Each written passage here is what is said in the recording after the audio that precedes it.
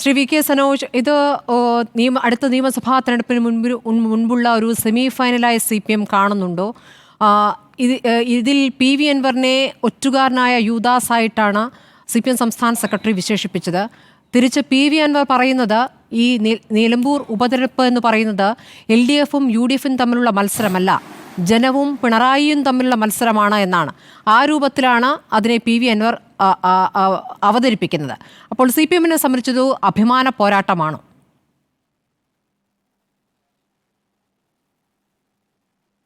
PV അൻവറിൻ്റെ വിലയിരുത്തലൊന്നും കേരളത്തിലെ ജനങ്ങൾ വലിയ പ്രാധാന്യം കൊടുക്കുന്നില്ല. അദ്ദേഹം ഇതിനു മുന്നേയും ഒരുപാട് കാര്യങ്ങൾ പറഞ്ഞിട്ടുണ്ട്. ഞാൻ അയാളുടെ വിലയിരുത്തലും വിസ്തീർണത്തിലേക്ക് കടക്കുന്നേയില്ല. ഇവിടെ ഇടതുപക്ഷ ജനാധിപത്യ മുന്നണിയെ സംബന്ധിച്ചിടത്തോളം വളരെ പ്രധാനപ്പെട്ട ഒരു തെരഞ്ഞെടുപ്പായിട്ട് ഞങ്ങൾ ഇതിനെ കാണുന്നത്. ഈ തെരഞ്ഞെടുപ്പ് കേരളത്തിൽ ഇടതുപക്ഷത്തിന് പുതിയ കരുത്ത് പകർന്ന രൂപത്തിലുള്ള ഒരു തെരഞ്ഞെടുപ്പ് ഫലമാണ് സൃഷ്ടിക്കാൻ വേണ്ടി പോകുന്നത്. അപ്പോൾ ഞങ്ങൾക്ക് നല്ല ആത്മവിശ്വാസമുണ്ട്. ഞങ്ങൾക്ക് ഇത് സംബന്ധിച്ച് പ്രത്യേകിച്ച് അങ്ങനെ ഒരു ആശങ്കയ്ക്ക് അടിസ്ഥാനമില്ല. കാരണം കേരളത്തിലെ ജനങ്ങളോട് കഴിഞ്ഞ 4 വർഷത്തെ ഇടതുപക്ഷത്തിൻ്റെ അതിനുശേഷം തുടർഭരണം ഉണ്ടാക്കിയിട്ടുള്ള നേട്ടങ്ങൾ, അതിൻ്റെ പ്രോഗ്രസ് റിപ്പോർട്ട് അവതരിപ്പിച്ചുകൊണ്ടാണ് ഞങ്ങൾ ഈ തെരഞ്ഞെടുപ്പിലേക്ക് പോകുന്നത്. ഈ 4 വർഷത്തെ രണ്ടാം പിണറായി ഗവൺമെൻറ് പ്രോഗ്രസ് റിപ്പോർട്ട് സംബന്ധിച്ച് കേരളത്തിൽ എല്ലാ വിഭാഗം ആളുകൾക്കിടയിലും വലിയ ചർച്ചയാണ്.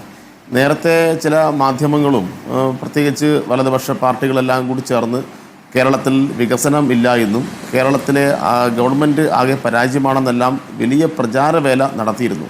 ആ പ്രചാരവേലക്കൊന്നും അടിസ്ഥാനമില്ല എന്ന് പ്രഖ്യാപിച്ചുകൊണ്ടാണ് കേരളത്തിലെ എല്ലാ വിഭാഗം ആളുകളും ഈ ഭരണവുമായി ബന്ധപ്പെട്ട നേട്ടങ്ങൾ അവരുടെ ജീവിത അനുഭവത്തിൽ കൂടി അവർക്ക് ബോധ്യപ്പെട്ടിട്ടുള്ളത്.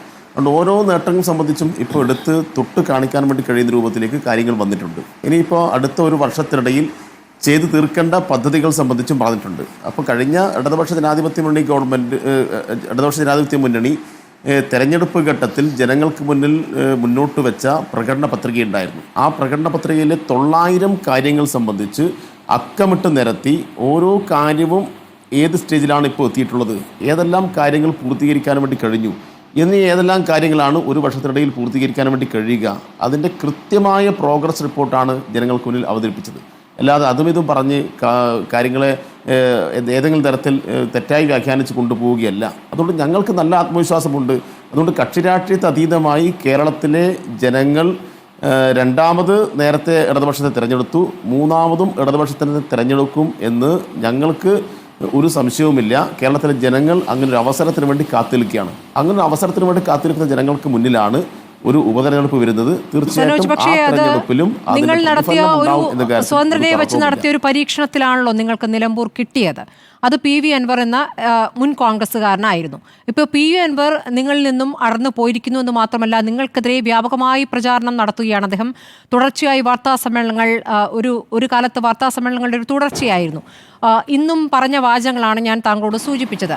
അത് നിങ്ങളുടെ മുൻ MLA എന്ന നിലയ്ക്ക് കൂടിയാണ് അതൊരു മറുപടി പറയേണ്ടത്. PV അൻവർ എന്തെങ്കിലും പറഞ്ഞു പോകട്ടെ എന്ന് പറയാൻ പറ്റില്ലല്ലോ. അവിടുത്തെ മുൻ MLA ആണ്, നിങ്ങളെ തോൽപ്പിക്കാൻ ഇറങ്ങിത്തിരിച്ചയാളാണ്. അപ്പോൾ PV അൻവറിന് ഉള്ള ഒരു മറുപടി അതൊന്ന്. രണ്ടാമത്തേത്, താങ്കൾ പറഞ്ഞ ജനങ്ങൾ നേരിട്ട് അനുഭവിക്കുകയാണ് വികസനമെന്ന്. അങ്ങനെ വരുമ്പോൾ നിലമ്പൂർ ഒരു മലയോര മേഖലയാണ്. അവിടെ വന്യമൃഗ ശല്യം കൊണ്ട് പൊറുതിമുട്ടുന്ന കർഷകരുണ്ട്. അവരും നേരിട്ട് അനുഭവിക്കുന്ന ഒരു വിഷയം അതാണ്. അപ്പോൾ അതും പ്രതിഫലിക്കില്ലേ എന്നൊരു ചോദ്യം കൂടി. 2 ചോദ്യങ്ങൾ. അതിലെ ഈ PV അൻവർ നിങ്ങളെ ചാനൽ തന്നെ നേരത്തെ പ്രസിദ്ധീകരിച്ചിട്ടില്ല, നിങ്ങൾ തന്നെ പുറത്തുവിട്ടില്ല. നിരവധി അദ്ദേഹത്തിൻ്റെ വാർത്താ സമ്മേളനങ്ങളുടെ ഭാഗങ്ങളൊക്കെ ഉണ്ടായിരുന്നു. വലിയ ആവേശത്തിൽ നിങ്ങളൊക്കെ അത് പുറത്തുവിടുകയും അതിന് വലിയ പ്രാധാന്യം കൊടുക്കുകയും ചെയ്തു. എന്താണ് അദ്ദേഹം അന്ന് പറഞ്ഞ കാര്യങ്ങൾക്കെല്ലാം ഒടുവിലത്തെ അവസ്ഥ?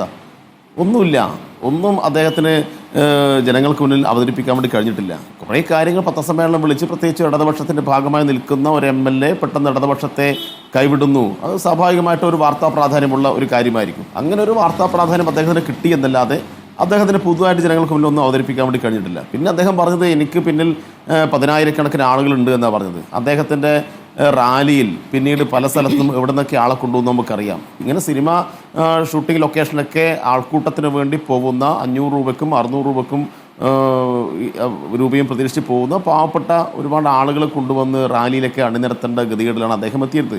അദ്ദേഹത്തിൻ്റെ പിന്നാലെ അണിനിരക്കാൻ CPM-ൻ്റെ ഭാഗമായി നിൽക്കുന്ന ഒരു പാർട്ടി അനുഭാവി പോലും തയ്യാറായിട്ടില്ല. ഒരു പാർട്ടി മെമ്പർ പോലും അദ്ദേഹത്തിന് മുന്നിൽ അണിനിരത്താൻ വേണ്ടി കഴിഞ്ഞിട്ടില്ല. അദ്ദേഹത്തിന് ഒരു ബ്രാഞ്ച് സെക്രട്ടറി പോലും അങ്ങോട്ട് കൊണ്ടുപോകാൻ വേണ്ടി കഴിഞ്ഞിട്ടില്ല. അതുകൊണ്ട് അദ്ദേഹം മുന്നോട്ട് വെച്ച വാദങ്ങളും അദ്ദേഹം മുന്നോട്ട് വെച്ച പ്രഖ്യാപനങ്ങളൊന്നും വളരെ പൊള്ളയായിരുന്നു. അതിനൊന്നും പിന്നിൽ അണിനിരക്കാൻ കേരളത്തിലെ അല്ലെങ്കിൽ പിന്നെ നിലമ്പൂരിലെ ഇടതുപക്ഷ ജനാധിപത്യ മുന്നണിയുടെ ഭാഗമായി നിൽക്കുന്ന ആരും തയ്യാറായിട്ടില്ല. അത് യാഥാർത്ഥ്യമാണല്ലോ. അത് നിങ്ങൾക്കും അറിയാവുന്ന കാര്യം തന്നെയാണ്. അൻവറിന് പിന്നീട് ഒരു ഗതിയിട്ട പ്രേതമായിട്ട് കേരള രാഷ്ട്രീയത്തിൽ അലഞ്ഞു തിരിഞ്ഞു. എവിടെയൊക്കെ പോയി എവിടെയൊക്കെ മുട്ടി എന്നൊക്കെ നമുക്കറിയാം. അൻവറിനെക്കുറിച്ച് പ്രതിപക്ഷ നേതാവ് എന്തായിരുന്നു പറഞ്ഞത് നമുക്കറിയാം. അൻവറിനെക്കുറിച്ച് സുധാകരൻ എന്തായിരുന്നു പറഞ്ഞത് നമുക്കറിയാം. അൻവറിന് എവിടെയും ഒരു സ്ഥാനം ഉണ്ടായിരുന്നില്ല. ഇപ്പോൾ ഒടുവിൽ ഇടതുപക്ഷത്തിനെതിരായി നിൽക്കുന്നു, ഒരു ഇലക്ഷൻ വരുന്നു എന്നതുകൊണ്ട് അൻവറിന് ഇപ്പോൾ താൽക്കാലികമായിട്ടൊരു അഭയം കോൺഗ്രസ് കൊടുത്തു എന്നല്ലാതെ അൻവറിന് പിന്നിലൊന്നും ആരും അണിനിരക്കാൻ വേണ്ടി പോകുന്നില്ല.